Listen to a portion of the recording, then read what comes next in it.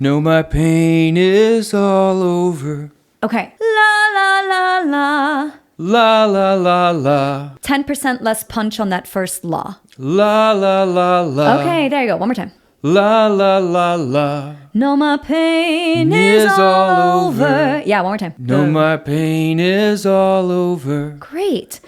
Just to make it easier to sing, the is has a lot of emphasis. Okay. Right? So just to make it easier on you to sing, not to change the songwriting or anything like that, can you make the word is shorter? So rather than no, my pain is all over.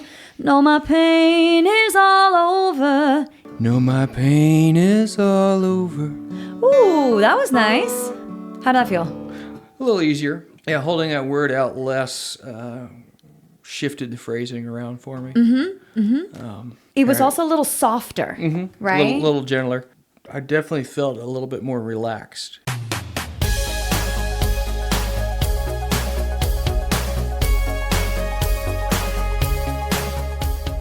Hey Voxstar, and welcome to From Singer to Artist. I'm Lara Chapman, award-winning singer and songwriter turned viral vocal coach and the host of this show.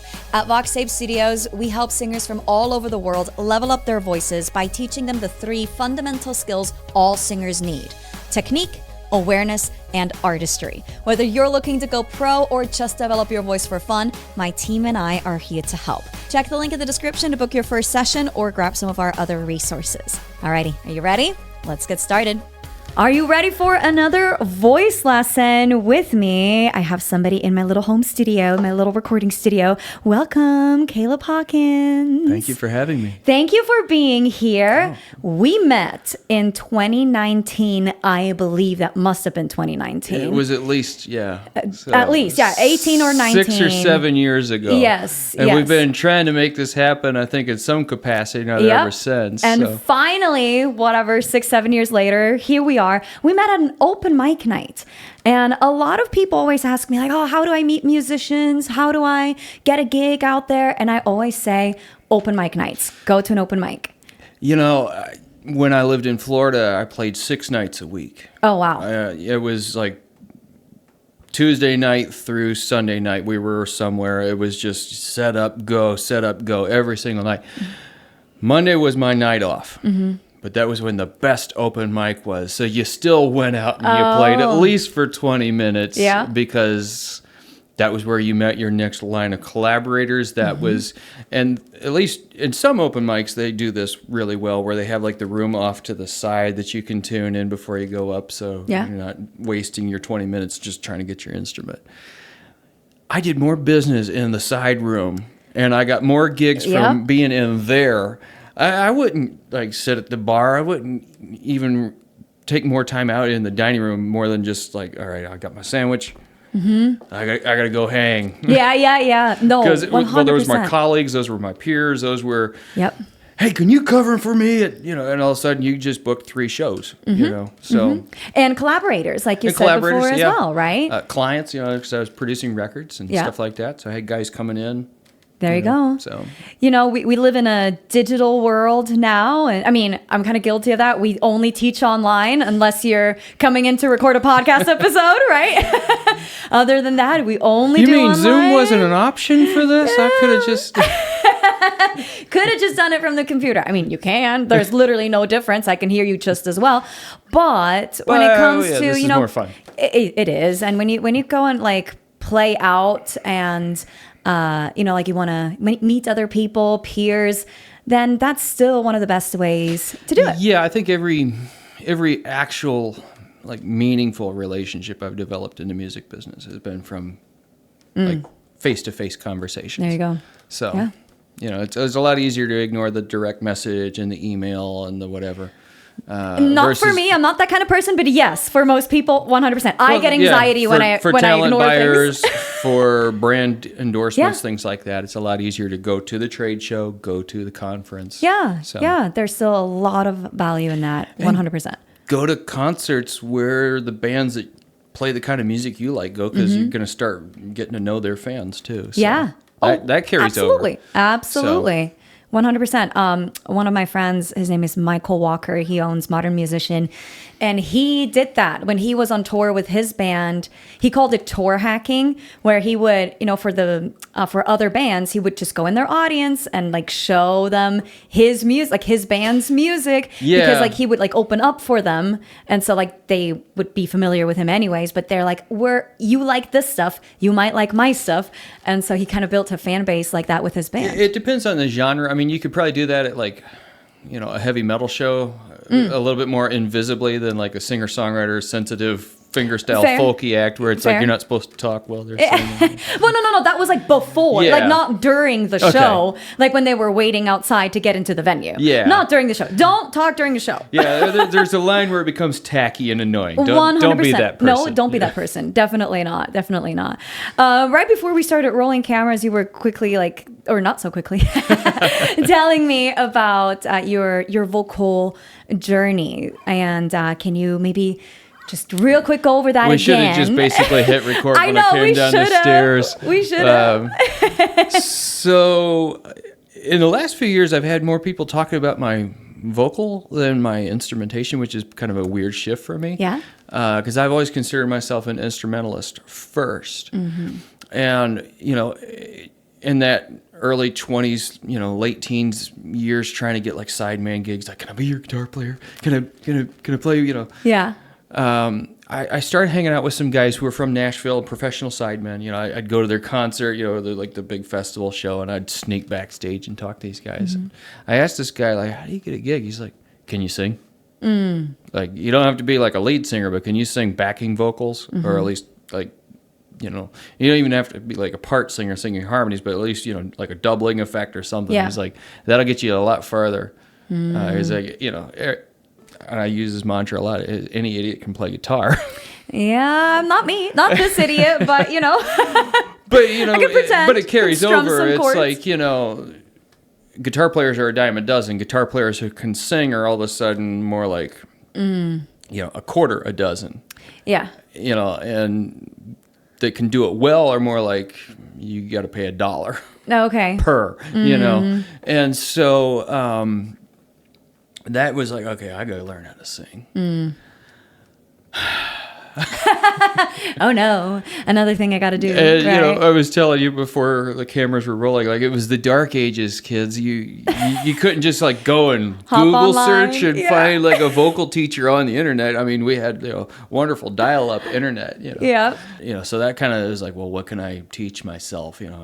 I'm a homeschool kid, so it's like, you kind of just learn this stuff.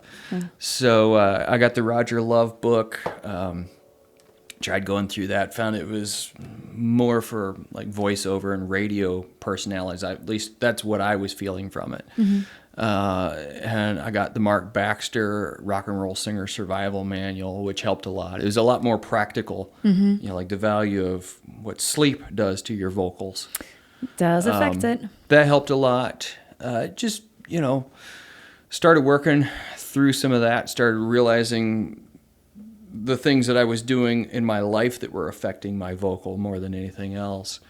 I did find a teacher who, first thing the guy did was he set me down on a digital piano, was like, all right, what's your range?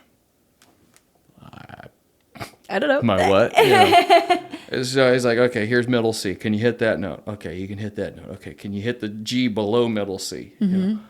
I don't know. Mm-hmm. And it was like just kind of working it. Okay, so I can hit all the way up here to like an A below high C, and I can hit like an F below middle C. It was like where I kind of started out. I was like, oh, well, at least now I know that. Yeah.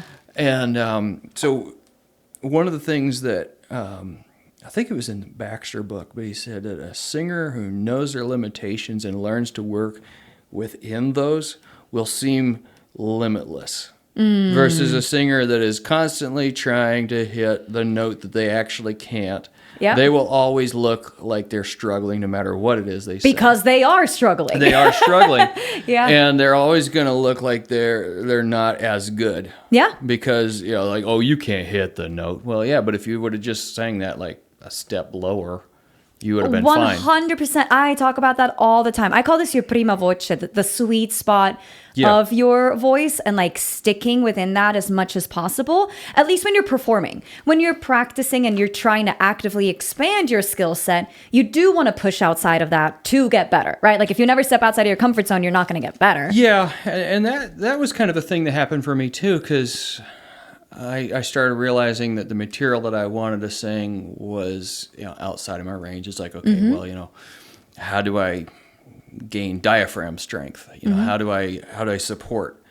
And at some point there, of course I had to go through puberty and all that awkward fun stuff. Yeah. But things just kind of clicked, and I sort of fell into a range that was like, all right, I can work with this, and I can get a little into the higher notes, but I can delve more in these lower notes. Being a skinny white kid walking into a bar and hitting these like, Johnny Cash low notes and rattling beer cans on the bar was like, that's how you got attention. You don't go out there and just sing this screaming high note and expect. They've seen that. Yeah. What they haven't seen is somebody go out there and just absolutely rattle the paint off the walls. I love it. Rattle the paint off the walls. So I was doing that pretty well until I had my tonsils taken out in 2015. I had chronic tonsillitis for a long time, and it was like, all right, we've got to do this. Yeah. And I lost a lot of that low end in that. Some of it came back. It took 10 years. Wow. It's only been in the last little while that I've got some of it. But I gained more head voice on the other side of that surgery, so it's like, well... Yeah. I lost some chest voice, but I gained half an octave up. It's interesting. Yeah. So I honestly don't know enough about how that affects a singer's voice. It's probably different from person to person too. I think that it's definitely got to be very unique and personal to the singer and their unique biology. What I've researched on it. Eddie Lang was this amazing jazz guitar player in the 1930s. He was having chronic tonsillitis, was wanting to get into singing because he was like, I could make more money if I could play and sing.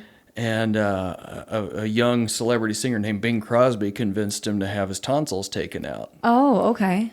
And he didn't come out of anesthetic. He died on the operating table. No way. I mean, this was in the 30s. So I'm not trying to scare anybody off of it now. Like, I'm sure we've got much better.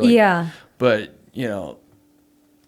wow. That is crazy. I wish I'd have known that story before I got my tonsils taken out. I only learned that last year. But it's almost like, I mean, it's nothing like it, but it kind of reminds me of like when people say, like, if you want to have like a nice edge to your voice, pick up smoking. It's like, that's just not good advice. It's not good life advice. Yeah. There are proper techniques if you want to add a little heat. Yes, exactly. Some of them don't sound that good. Not trying to single anybody out. But I don't know, like that's a whole sound. I mean, we could do a whole episode on like affectations on vocals. I would love to do an episode on that. We just react to it where, you could tell it's fake. That was something that I think early on I refused to do. Okay. I said, I'm going to sing like me. I'm not going to try to like sing like Tom Waits or something. That's awesome. And I do sing some Johnny Cash material at shows and stuff like that because it's a cover gig and it's what you do when you're in a bar. But I really I put my foot down fairly early and said, this is what I've got. This is what I do. And I think that's good. Yeah, because people were trying to get me to sing opera. Like there was every other concept of what I could be making way more money if I sang the way they wanted to hear me sing versus what I actually wanted to express myself with. So there is. It's hard finding that line, especially when it's your job, right? It's like, oh, how much do you adjust? But it's great when you do the things that really fill your cup because then it's more authentic and it translates better. Well, and the voice is really the only instrument that the musician has to create themselves. You can't just walk into a Guitar Center and buy a voice. Yeah. Oh my God, wouldn't that be great? Man, I mean, AI is getting there. Kind of. Getting there, but that's a whole other thing. Yeah. We should do an episode where we analyze AI vocal faults. Yeah, there you go. Oh my God. We're like, oh. Wouldn't that It would be actually great? be really interesting. It's a It good was idea. to hear the computer trying to do vocal faults to Yeah. sound more realistic.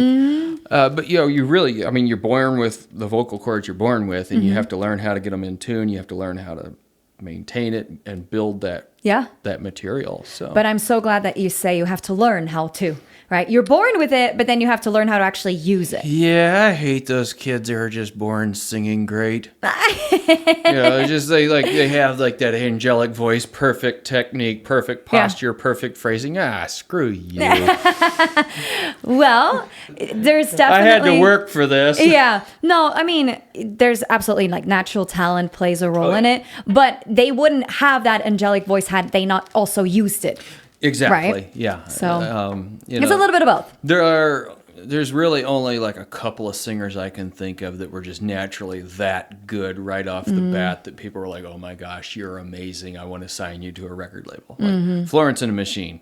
She gets a pass. Like I actually didn't follow the early career, so I don't know. I don't follow it real close, but I guess she was drunk singing in a bathroom somewhere, and somebody heard her and was like, "Oh my gosh, you're Really? amazing." Now I don't know if she could still do it when she was sober. I don't know any of that. But Hey, it that's kind of at turns least- off the brain, and when you don't overthink everything, it makes it a little bit easier sometimes. Yeah, it makes it harder for every other musician to work with you if you can only perform schnockered. But I'm not trying to tell people to get drunk to sing. That is not a good, not healthy, not a good habit. some people are going to do it anyway.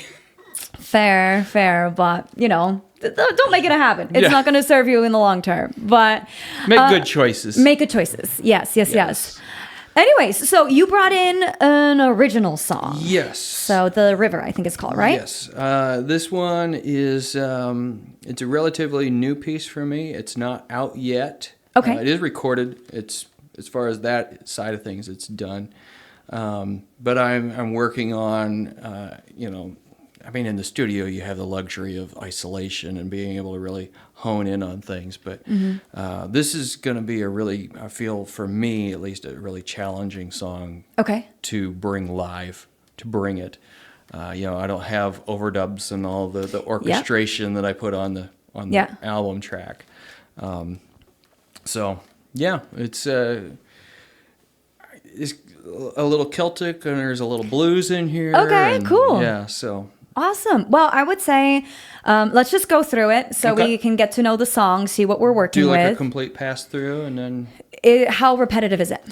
It's not very repetitive at all. Okay, so then let's do the whole I think I thing. sing the chorus twice in the whole song. So. Okay, so yeah, then let's do the whole thing because with like pop songs, it's usually pretty repetitive, and you get the picture pretty quickly. Yeah, I love it. I'm not gonna lie.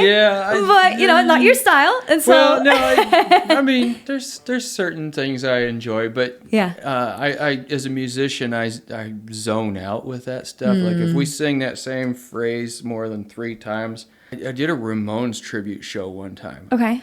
And we're doing the Ramones, and I realized like they basically sing these lines like 6 times. And I would get to like 4, and my head would reset the clock, and I go, "Is this the 5th or the 6th? Yeah. Or are we doing?" I think one time we did it like 7 times through because we lost count. I just wasn't used to repetition. I don't know how to count when I'm doing. Fair enough. Most of my stuff doesn't repeat too much. So. Okay. Well, let's have a look. Let's have you play through it. Okay. And then we'll go from there. Okay. All right. So. You got it. I believe in you. And you brought your beautiful guitar. Yes, I did. This was built by my wonderful friend Sean Gordon out of Wheaton, Illinois. He gave this to me in February to experiment with and try out. So it's beautiful instrument. Yeah, it's a lot of fun. I really love it. So that's amazing. Thank you, Sean. Shout out to Sean, right? There you go. Throw my ashes to the wind, let them blow to the river as the deep carries me. Know my pain is all over.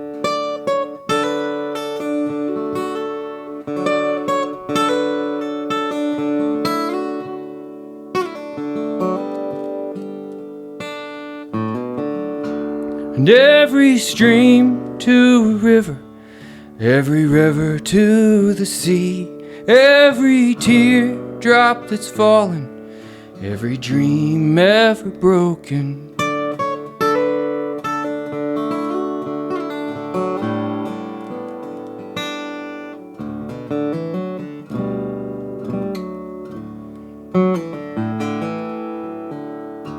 And when my time here is over, on my deathbed I am laying, I hope I've been a blessing. No, there's one thing left I'm wishing.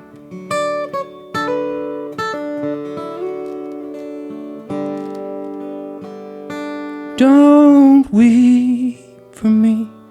If you listen, you will hear me. My songs will go on forever. I'll be the whisper in the wind.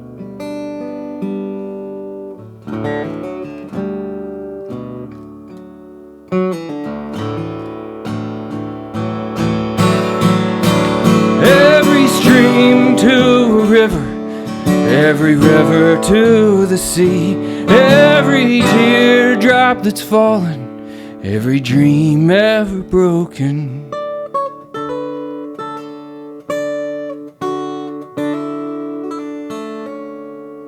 Throw my ashes to the wind, let them blow to the river. Wow.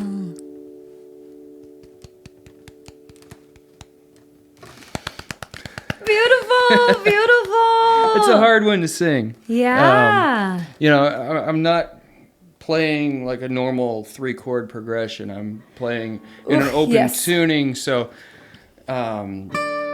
some of the chords are kind of implied. Some of them are just basically drones.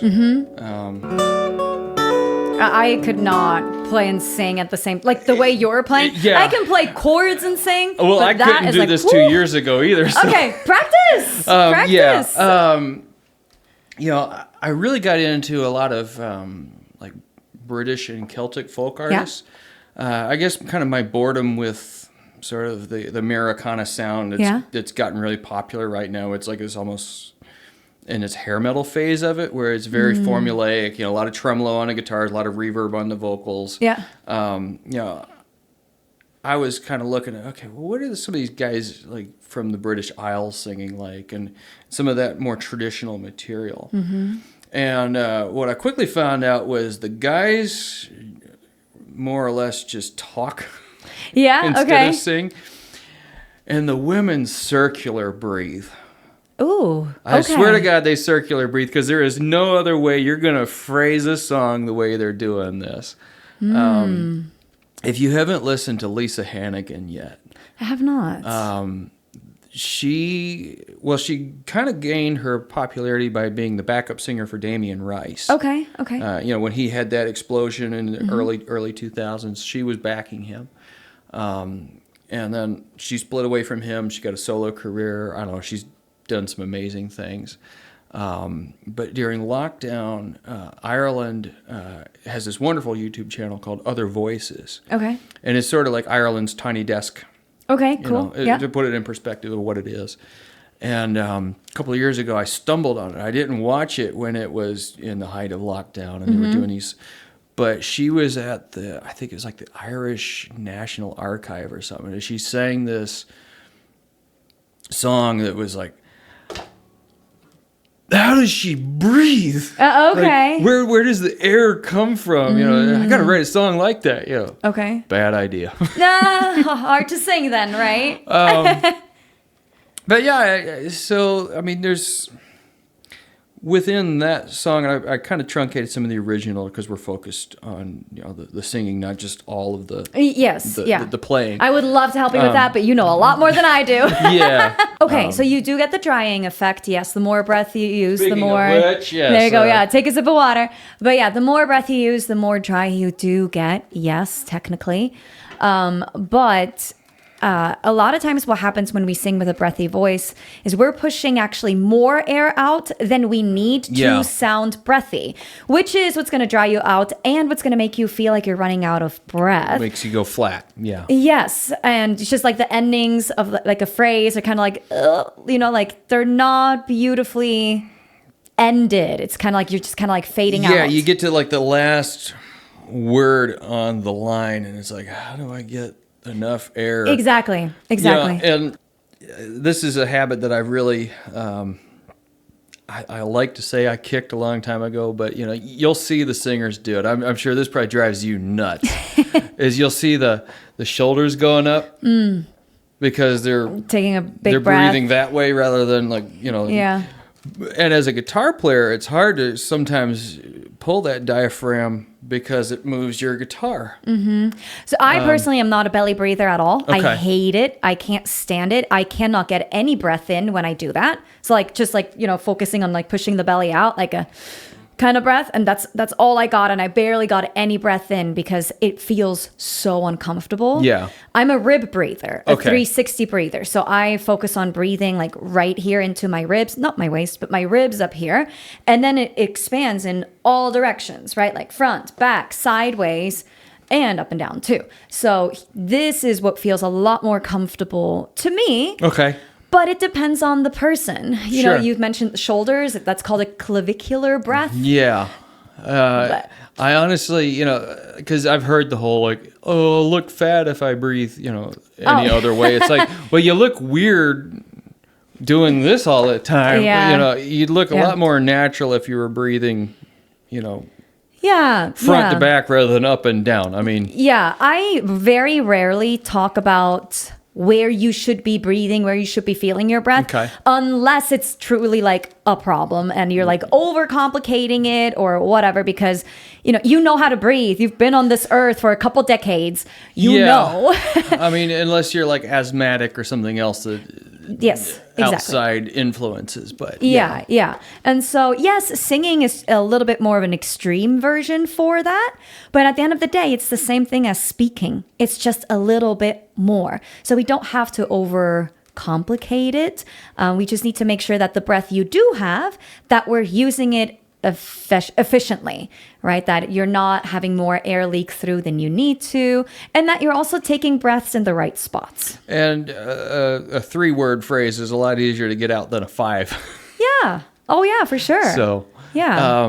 I can't remember now if we were talking about it before the cameras were rolling. I used to, like with my lyrics, which I think are just out of frame, but, I used to actually put like a hash mark somewhere on my vocal to remind myself to breathe, which of course that all goes out the window when you stop carrying the lyrics around with you. But depends on how you practiced it. Some singers, when I bring them in the studio, I introduce that technique to them because they've just never had anybody even explain the concept of that. Yeah. Leaving the room to breathe within the melody, or knowing where to breathe. Yes, where to breathe and leaving the room. That's something that's very like typical for singers. Like, people who are like, I'm a singer first, they tend to oversing, right? And then they extend and sustain every note. And I'm like, hold on, don't do that. First of all, it's not needed. We need the room, not just to breathe, obviously to breathe as well, but also it just doesn't sound good when you're sustaining every single note. Well, and sometimes, I've experienced it's like the dizziness of trying to do that too. It's just, you get a headache and you start feeling a little nauseous from it. A song that I am really guilty of showboating with is I go out and sing The Boxer a lot. Okay, yeah. Because it's a great song. Everybody knows it. Everybody wants to sing the chorus. If you've got a crowd who knows it, they want to sing along. Of course, being me, I've got to overcomplicate the arrangement. Yeah. And I do this, crazy guitar work. Yeah. And but I'll get to the lie, la lie. Yeah. And I'll get to the last lie on the thing, and I'll try to hold it out, until I'm about ready to pass out. Yeah. And watch people just kind of like, oh, wow, he's really good. He should be on The Voice. Or whatever that moment is. Yeah. But I think the best thing that I ever did for my singing.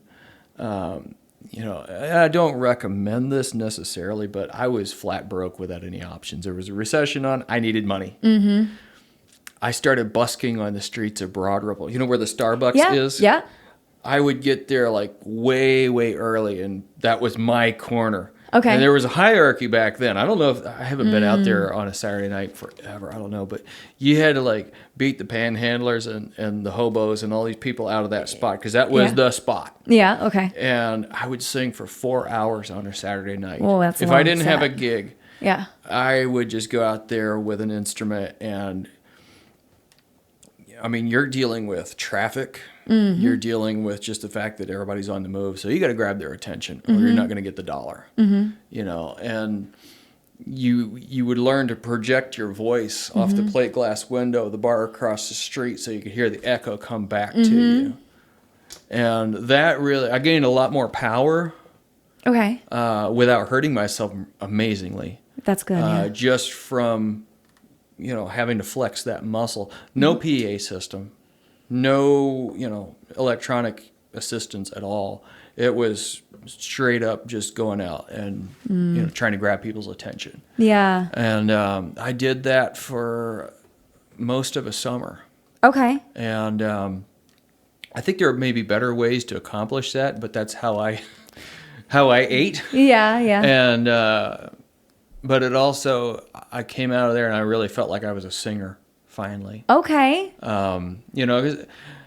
It's one thing to practice in your bedroom or even to sing in coffee shops and play these, small gigs. But, when you got to really go out there and make a statement, when you've got to make some noise or you're not going to break even on the parking.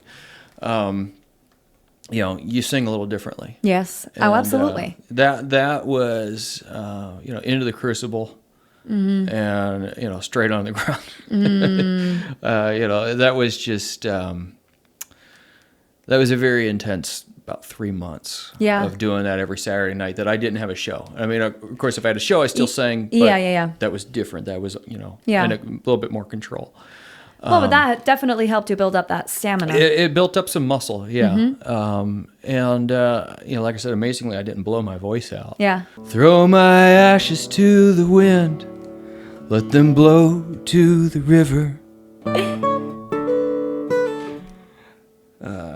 As the deep carries me, know my pain is all over. Okay, great. Let's pause right there. Then, no, my pain is all over. Can you? No, my pain. And I did that out of context because I was thinking too hard about it. Yeah. But yeah. So when you're using a little bit more of a breathy voice, you're getting a little husky, which is I really like it. I enjoy that tone. Can you do just a little bit less on pain though, so that you can feel a little more supported? So a little less attack on that word, or? A little more vocal closure, a little less breath. Okay. So the over is going to feel a little more supported, right? I'm trying to figure out how to play that. I just go through it and I just do it. I think that's easier. It's a muscle control thing. Just muscle memory kicks in. Throw my ashes to the wind, let them blow to the river. As the deep carries me, know my pain is all over. Okay, right there. Oh, my pain is all over. Oh, my pain is. Can you open up a little bit more on the word is? Okay. No, my pain is all over. That's a little, it's like the note's not quite coming out. No, my pain is all over. No, my pain is all over. Obviously, that's just very clean vocals. Sure. Do it in your style. Can you just do it a cappella? Just that phrase. No, my pain. No, my pain is all over. Okay. Ba, ba, ba, ba. Can you try la, la, la, la? Do that again. La, la, la, la. So like the vocalization or the... Yep, just the la, la, la. Mm-hmm. La, la. Where's the note? La, la, la, la. It's not as high as you think it is. Yeah. La, la, la, la. La, la, la, la. There it is. One more time. La, la, la, la. Great. Now, 10% less punch on that first la. La, la, la, la. Okay, there you go. One more time. La, la, la, la. No, my pain is all over. Yeah, one more time. No, my pain is all over. Great. Just to make it easier to sing, instead of no, my pain is all over, like really focusing on the word is, because just lyrically, no, my pain is all over, right? That's the lyric. Mm-hmm. The word is that an important word in that phrase? I guess it is. Yeah. What would you say is the most important word in that phrase? No, my pain is all over. Over. Over. The second. The last word in the phrase. Great. And what's the second most important word? Probably the second word, my. My. Okay. I mean, if I'm speaking from first person in a song, that's where I would see it. Okay. Okay. What about the word pain? I mean, that's like the symptom. So, I guess I see all 6 words there as kind of equal. You see them as equal. Okay. Yeah, okay. Pretty much. If I had to like cut out words and still get the meaning of it, I can still have like my pain over, right? So just those 3 words, and I know the gist of the phrase. Does that make sense? Mm-hmm. Right? So with the way your melody is written, no, my pain is all over, the is has a lot of emphasis. Okay. Right? So just to make it easier on you to sing, not to change the songwriting or anything like that, can you make the word is shorter? So rather than no, my pain is all over, no, my pain is all over, it makes it a little easier to sing. Okay. So it's a little shorter. Like you're barely making a change. Nobody would really notice it. Yeah, I mean, it's only 6 words in the whole line there. So it's like trying to find where it fits timing-wise in the pocket. Mm-hmm. But, yeah. And you have to see, like, does it work with how you're playing? Like what you're playing on the guitar, right? Yeah.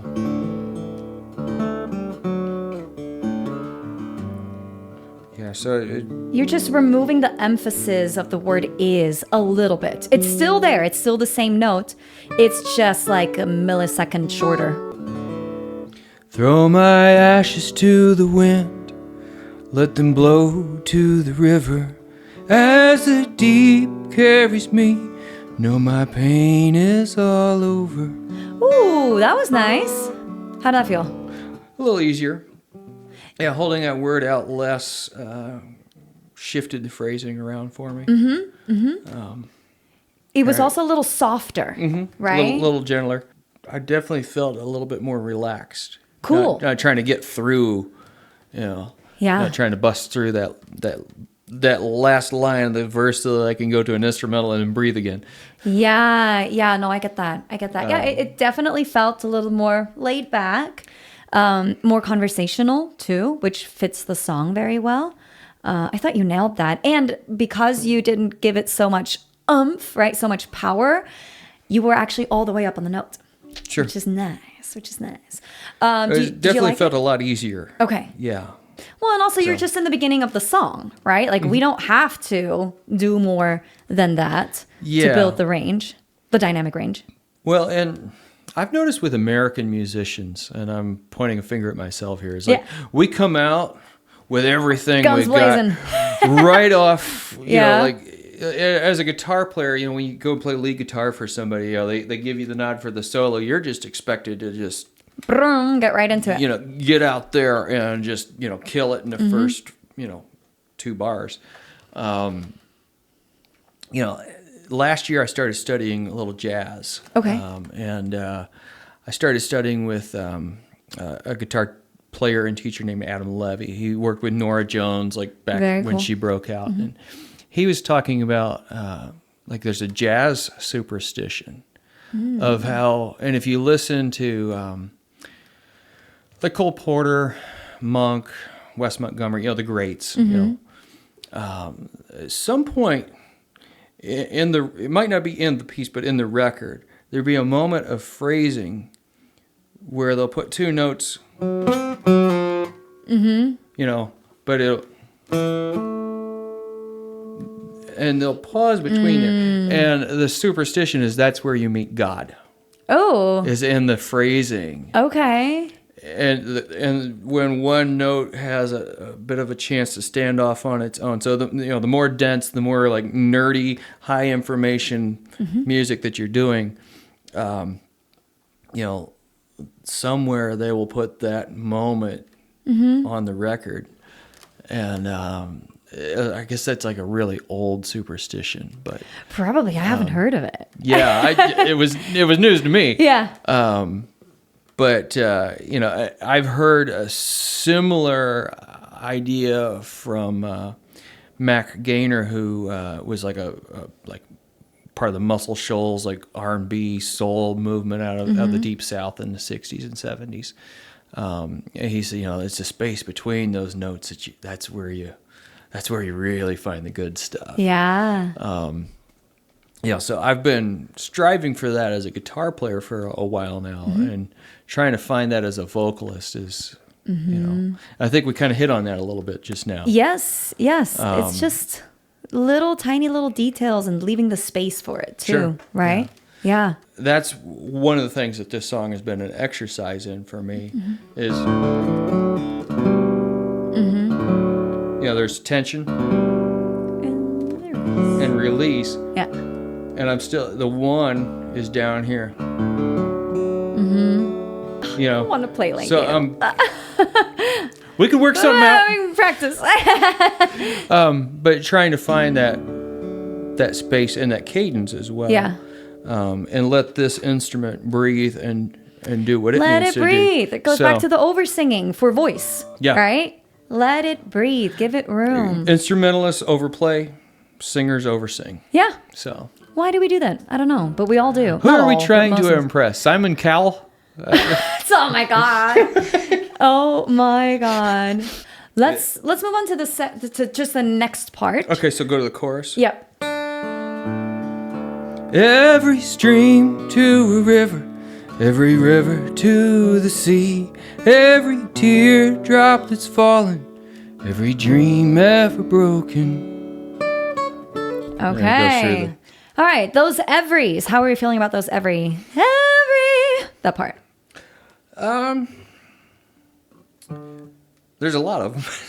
Yeah, the high ones. I'm talking about the high ones. The first one and the last one. Every stream to a river, every river to the sea, every teardrop that's fallen, every dream ever broken.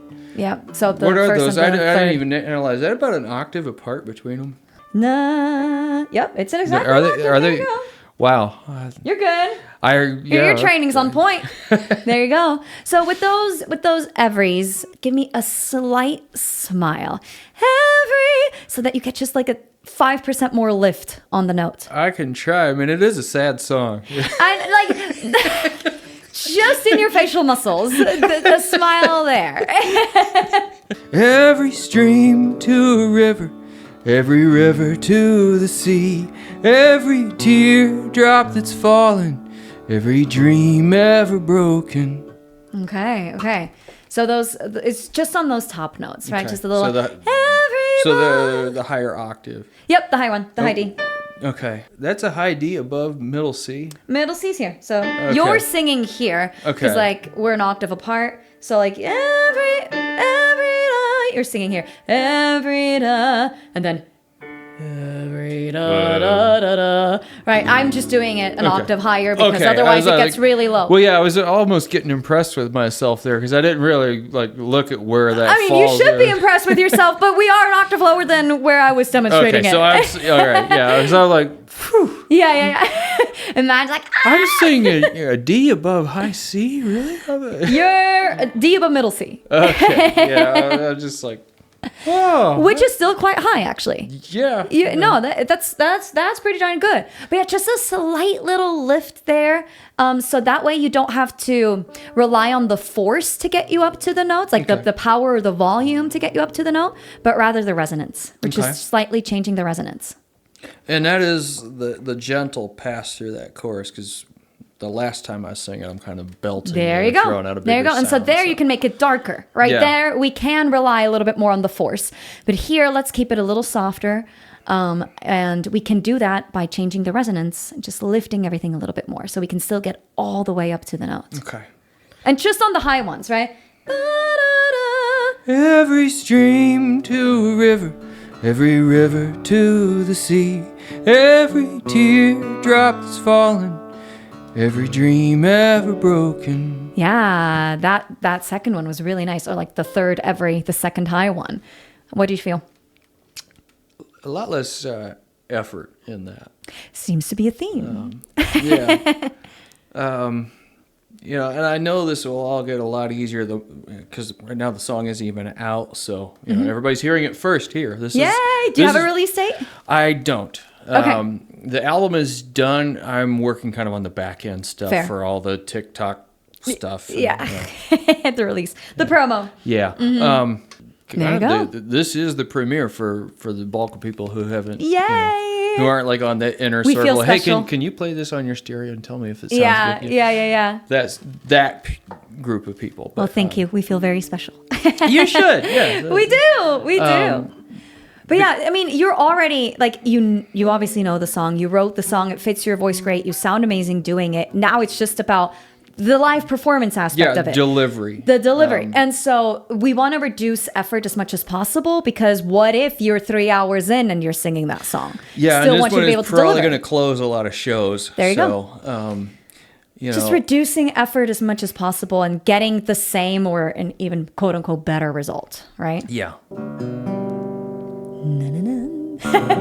Yeah. So it's a really weird Yeah, weird at playing G, but inversion of it. yeah. But, it yeah, sounds that's beautiful. the torture I put myself through when I wrote this one. You know? But it sounds beautiful. Yeah, it does. So thank you for torturing yourself so we get to enjoy Well, it. and I was trying to bring, you know, the sound of a piano Yeah. with me. You know, Okay, with the cool. guitar. Yeah. Yeah. Yeah, so I have 2 G chords that I'm playing. There's this one and there's that one. You know, this one's a little bit brighter, Yeah. but Yeah. you know, and then Yeah. you're sustaining it. So, or going to a major 7. So, you know, I wanted to have something that wasn't quite so repetitive. So each verse, as I kind of go, gets a little bit different. Yeah, the melody yeah. kind of moves. The chords don't change as much as I thought they would.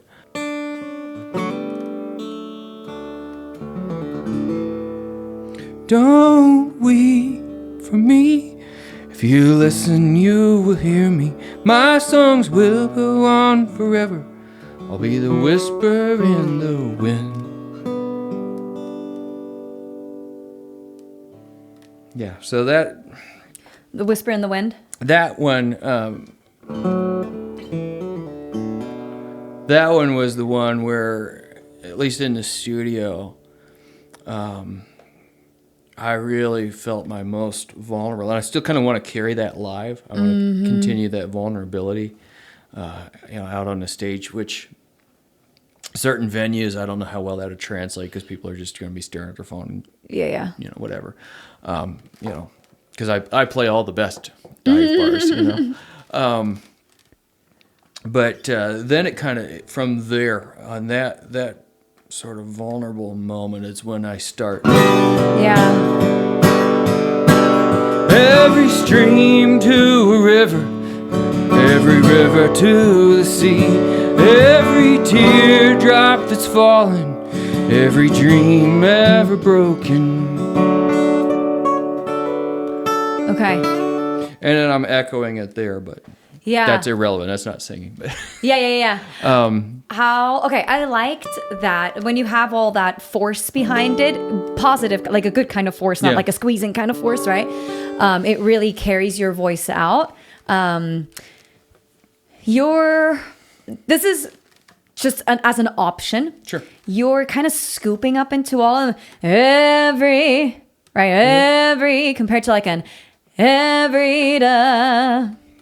And there's not a right way or a wrong way. This is just Sure. a different way of doing it. Maybe you can attack the first one and scoop into the second one, or vice versa, rather than scooping into both of them. But if you love scooping, I'm not going to be the one telling you can't do it. Yeah, that was something that I used to do a lot more without really even knowing I was doing. It was just kind of, it was a bad habit. Yeah. More than anything. Early on, I think it was just my inability to have the muscle control to just commit to the note right off the bat. Okay. So every stream to a river, every river to the sea. Now attack. Every teardrop that's fallen, every dream ever broken. Okay, how was that? I was scooping on the first one, wasn't I? Yeah, and that's okay. Just finding. Yeah. Well, and that's also, I changed chords there, and I think that's probably why I'm scooping, as I'm moving away from the one. Go again from where you start the strumming, because you strum before you get into the chorus.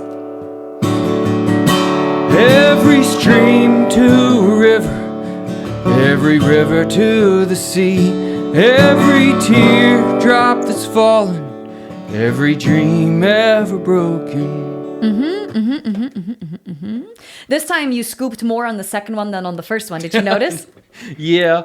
And again, it's not right or wrong or better or worse. Yeah. It's just something else you can try, right?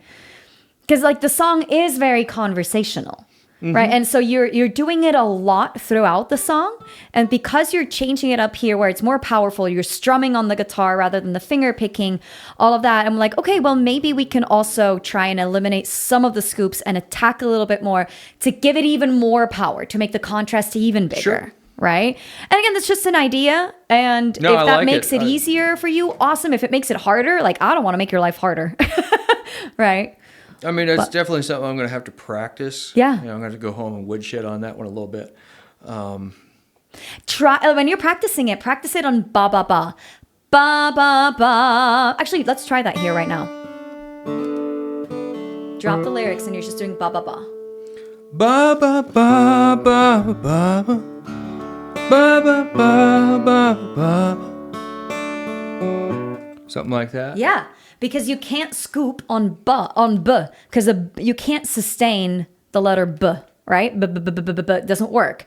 Ba, like you can. So we want to make sure that it's not ba ba ba, but rather ba ba ba. You're starting right on top of that note. So when you're singing every, it's much easier than ba ba ba, right? To scoop up on every. Okay. So that's why if you're doing a consonant that you can't sustain, when you want to practice your attacks, that's going to help you attack more, and then obviously kick the ba to the curb and do it on every again. Every. Also, do you know what glottal attacks are?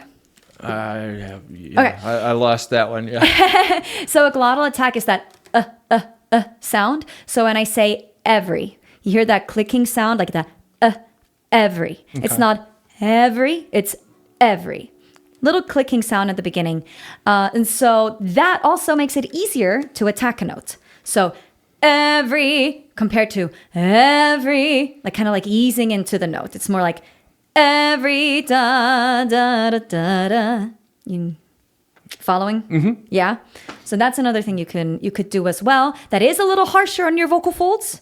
A glottal attack, because your vocal folds are literally like pressed together before the air comes up. And once the air comes through, they open and then smack back together to give you that clicking sound. Now, we use it in our everyday, like as English speakers. Like if I was yelling at my dog. Yeah, we use it all the time. We use it all the time. And even just now, right? And even it's in our language everywhere, all the time. And so it's not necessarily a bad thing. It's just something that we want to be mindful of when we are running into stamina issues. Okay. But that's not necessarily the case here. So that's just another little trick that you can use to attack that note more rather than scooping up to it. Interesting. Okay. So the ba or the glottal attack. Okay. Or glottal stop or glottal onset. That's the same thing. That's why I showed up. I learned something. There you go. That was the goal, right? But yeah, that could, again, just give it a little bit more contrast in your vocal performance, right? Sure. Either way, you're going to sound great. Thank you. This is a small detail. Yeah. Well, it's those small details that add up, though. Exactly. You know, when you play guitar, you know, there's a technique called shading. Ooh, that okay. you know, it's like if I play by the bridge, you know, you hear like that attack on the high notes. Yeah. Yeah. But you know, if I play, and you know, you can blend that. Yeah. You know, and you know, there's all kinds of minutiae you can get into, from changing the material of your pick. You know, there's all these other things that you can do.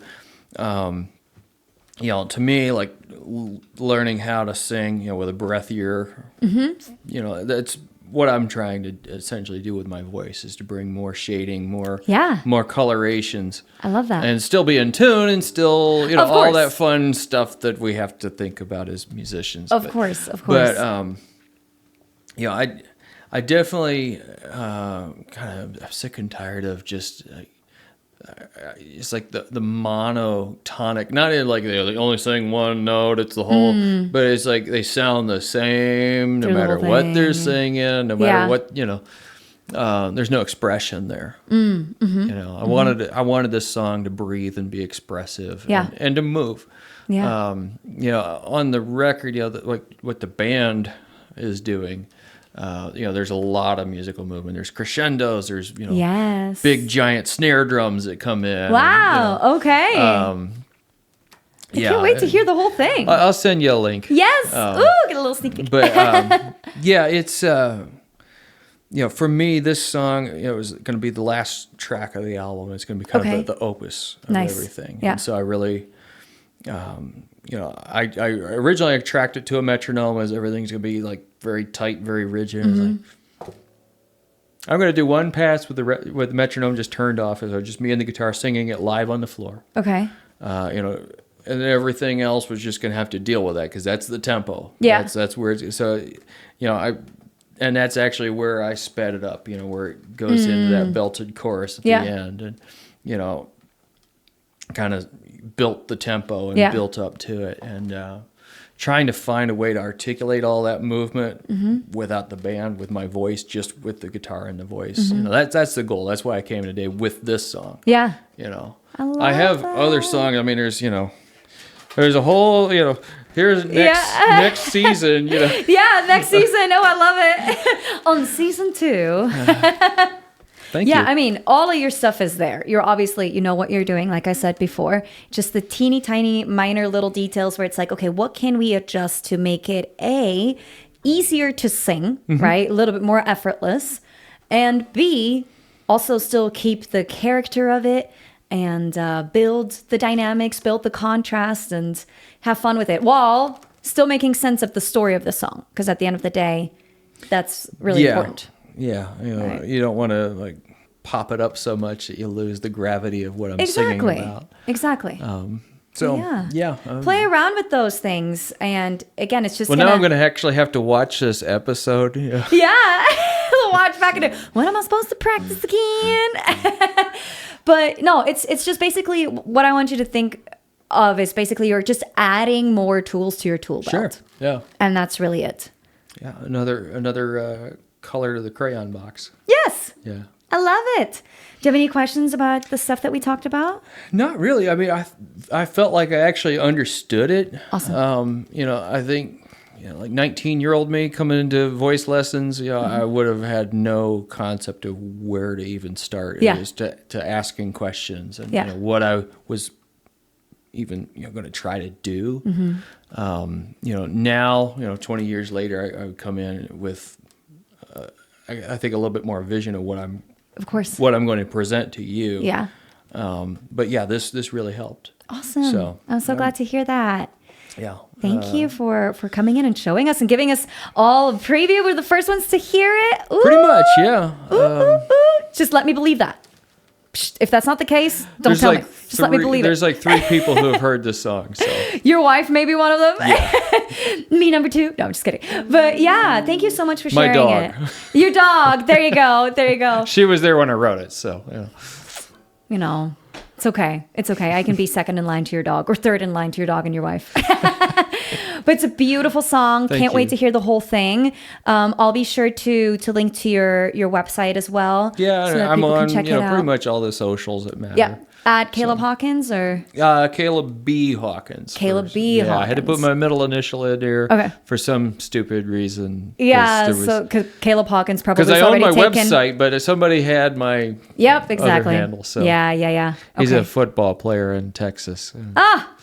Sports. Whatever. Very cool. Well, I'll link to all of that so we can, catch your release when it comes out. Yeah, I'm very excited. I'm for shooting that. for July. So. Okay, perfect. So this will come out right around the same time then. So Great. All right. Well, that'll perfect. work. Yeah. Yes. Maybe we can coordinate that. Yeah, maybe So, we can. Yeah, that'd be awesome. Well, so I had a couple of songs that didn't make a little EP I put out in 2015. Okay. So I kind of had like this, I was going to make another EP, Mm-hmm. and I was going to work with my friend Ashley Peacock again, who Yeah. I did the Wooden Wire album. And at the time I lived in Florida and he lived in Michigan. Okay. So it was like, there's the logistics. But Yeah. then in 2016, I moved up here. A lot of different stuff just kind of coincided. Different things happened. And finally, in 2019, we were going to get together and we were going to record that fall. Mm-hmm. But in April of 2019, he lost his battle with mental illness, and I'm he so took his sorry. life. I mean, realistically, it was 2 years before I felt like doing anything. And we had a pandemic. Mm-hmm. Yeah. And we had all these different things happen. And I did not really feel right Yeah. going into the studio and working at the helm by myself. Mm-hmm. I was so used to having him in the room Yeah. working with me, and is that really what you want to say? Yeah. Yeah. Now you really want to go home and rewrite the song. Yeah. I had enough songs written that I could easily just make an EP, but I really wanted to make an album. I didn't want to make another EP because, I mean, realistically, when you sell those physical copies, like an EP's worth $5 and an album's worth $10, and they cost the same amount to duplicate. So I wanted to have a full, like a finished album. So in 2022, I kind of hit a stride as a writer again, and in about 6 weeks, I wrote something like 25 songs. Whoa. It was just like getting up every morning. All right, put the teapot on, brew my Earl Grey, sit down at the desk. Do you read Austin Kleon's books? The Steal Like an Artist and that whole series? A really bad reader. No, I don't. I'm sorry. Well, there's audiobooks too. And he's got a lot of other he's got other outlets, but he has this whole thing about how you got to get in the chair. If you want to be a writer, you got to get in the chair. You want to be a painter, get in the chair. It's discipline. Assume the position. You got to get in that. And for this glorious 6-week span, I had this schedule that just was like, okay, from 8 a.m. to noon, I have no interruptions. And so I treat it as a job for 6 weeks straight. It's just like being under contract as a freelancer. It's like, okay, I have a job for 6 weeks. So 6 weeks is I get to write. Yeah. And it was me at the kitchen table with my little writing stuff, and I had a dog curled up at my feet. It was wintertime, so it was great. Yeah. And out of that, this song came out, really about half the record came out of that. Wow. So, when I say like it was a 10-year process, I would kind of go in the studio and stuff just wouldn't feel right. I wasn't emotionally healed enough to even go in the studio and do that. Yeah. And then there's the RPM challenge that happens every February. Okay. It's record production month. There's like thousands of people all across the world get together and they log into this Discord server, and they kind of like build each other up and encourage each other. Yeah. And they make a record in 29 days on leap year. Wow. And so I did one in 2009, and that was the last year I did it. Just for whatever reason, every year after that, like February was like the busiest month of my life. Every year. as if I could never see it coming. 'Cause Yeah. I'd sign up every year, but I'd never do it. Yeah. And then this year, I just said, all right, I'm literally just going to start saying no to people. As far as like contract work and things that I do, recording sessions. Yeah. There's 3 guys that I told I wasn't going to produce their record because I was going to get mine done. I'm going to get mine done. I love your music. You guys know who you are. I can very much relate to that. But it was like, all right, I got to do this one for me. Yeah. And once I get my slate clean, then I can go work with you again. But I needed to get that out of the way. Yeah. So I just kind of hunkered down and didn't come out of my studio, and really, I think I actually recorded the bulk of it in about 8 days. Okay. And that wasn't even like, 8-hour days. That was just like going in when I... That's fast. But then it was, adding all the little textures and the nuances and all that. Yeah. So, But that's so awesome. and then there was, the other month of second guessing myself. And going, I suck.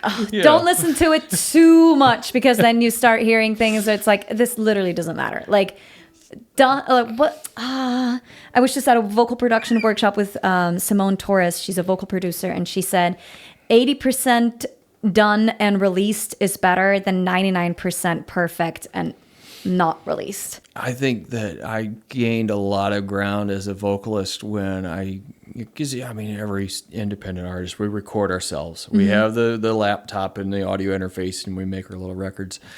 And I used to just hate going through and having to listen to my vocal take. Yeah. And it's just like I wasn't at peace with it. Yeah.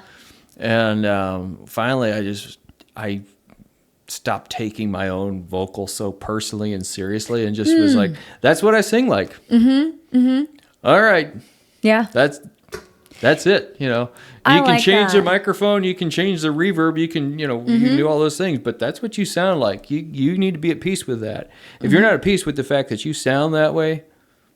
We always start with that with our students, like when they enroll in voice lessons. First, let's make sure that you like the way you sound. Yeah. And then we can focus on everything else. Because as long as there's that mental block, it's going to be impossible for you to actually get what you want. That is a huge thing. I hear so many people, I hate my voice. So they don't even sing at all. It's Exactly. like, well, you're not going to get any better.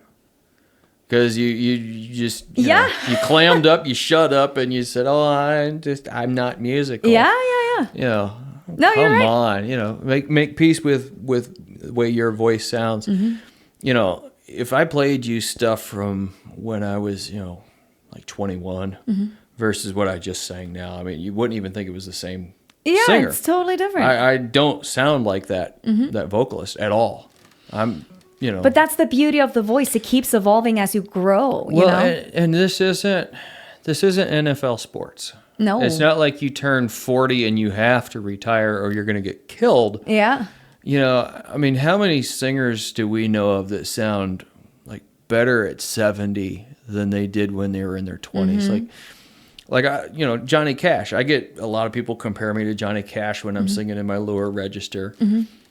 I love Johnny Cash's, like Folsom Prison, those 50s Sun records. I mean, you can tell who it is. It's Johnny Cash. There's still that essence of the Man in Black.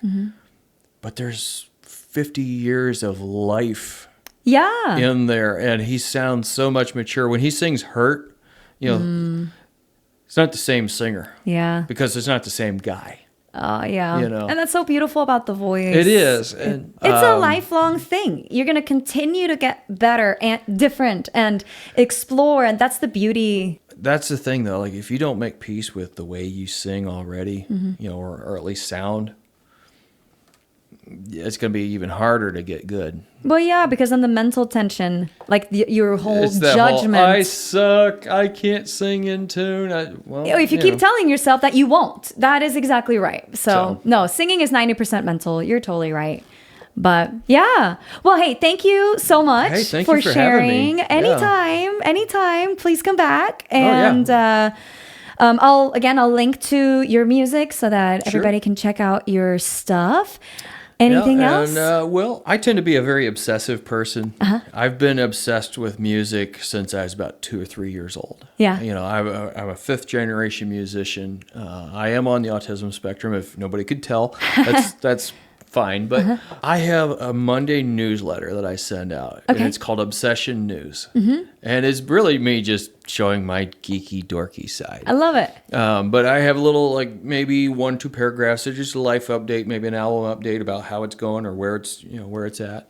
But then I always share like at least 5 things that I think are cool. There's usually like archival footage of, I don't know, it might be Ella Fitzgerald and Joe Pass. Okay. That was one week. I usually show some eye candy of a musical instrument that I discovered that I thought was really cool. A really cool guitar, or just a piece of musical equipment that I think is cool. Because every musician I know, they're always chasing the next guitar. Yeah. So I show that. But it comes out roughly every Monday. Okay. And it's called Obsession News, and people can sign up. I promise Perfect. at least 1 week a month it'll be interesting for you. Okay. We'll link to that as well so we can all geek out together. Yeah, I love it. there's always something. I love it. Thank you so much for sharing. Thank you Thanks for having coming me. in. And we'll catch you next time, okay? All right. Yeah, I have to right. write another song. There you go. Perfect.